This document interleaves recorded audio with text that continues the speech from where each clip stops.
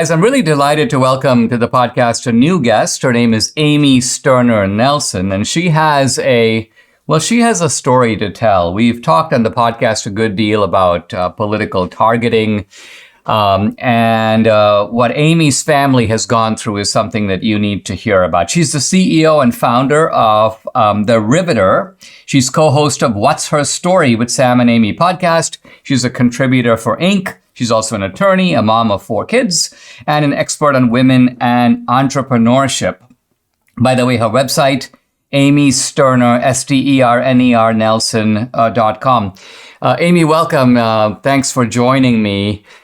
You have had quite a remarkable experience, and I want to frame it by saying something that I sometimes run into people who say this to me. They go, "Oh, Dinesh, you talk a lot about political targeting and selective prosecution." But they go, I'm not Trump. I didn't go in the Capitol on January 6th. I'm a law-abiding guy. I pay my taxes. So if somebody is doing surveillance on me, monitoring my habits, looking at my bank statements or my tax returns, I don't have anything to worry about. It's never going to happen to me. And I don't know if you were one of those people also before it did happen to you, but talk a little bit about yourself and a little bit about how this even got started.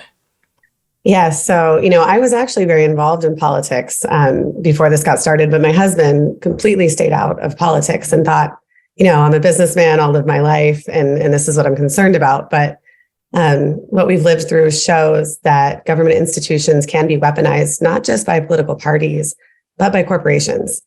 My husband worked for Amazon Web Services for 8 years. That is the division of Amazon that builds the internet, because the internet lives not in an actual cloud, but here on Earth in big data centers, which are really big buildings. And my husband worked in real estate. After my husband left Amazon in 2019, Amazon broke a contract with one of their business partners. And it was a very strange contract, and it was related to data centers. And per the terms of the contract, the only way that Amazon could break the contract and not be liable for $100 million in damages was if they could prove that the real estate developer would be convicted of a felony or pled guilty to a felony crime. So the day after Amazon broke that contract, they had their very first meeting with the Department of Justice. Amazon hired a former federal prosecutor from the Eastern District of Virginia to lobby his former colleagues to secure felony charges against a real estate developer. And they alleged that the real estate developer paid kickbacks to my husband in order for my husband to steer deals to the real estate developer. This didn't happen. A succinct way of putting it is that a man who made money from the real estate developer, it was not Amazon's money, in a perfectly legal way, lawyered by lots of lawyers, later invested in my husband's new real estate development business that he operated after he left Amazon. Setting aside that my husband could not even steer a deal at Amazon because he had no authority to approve any contract. For us, the Department of Justice FBI agents knocked on our door early one morning at the beginning of the pandemic and told my husband that they believed he had committed a crime. He was told he was under investigation. And 6 weeks later, the government used civil forfeiture to seize all of our bank accounts. My husband was not then, nor has he ever been charged with a crime. But the government engaged in this campaign, really at Amazon's urging, to seize our assets. They raided our home with a search warrant. And for many years, my husband was under investigation. The government held our bank accounts for 21 months. And they didn't just freeze our assets, they literally took them. And we had 4 little girls, and they took every dollar we had. And for 21 months, we could do nothing. During that period of time, when Amazon knew the DOJ had seized our money, Amazon then sued my husband in civil court, trying to prove a crime in civil court.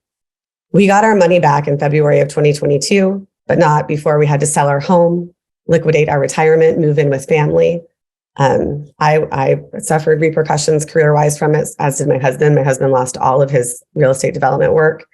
And last month, fortunately, the judge in the civil case threw out most of Amazon's claims, saying that my husband did not even breach his employment contract. And Dinesh, the thing is, Amazon had hid my husband's employment contract in post-employment non-compete from the government. They misrepresented their code of conduct.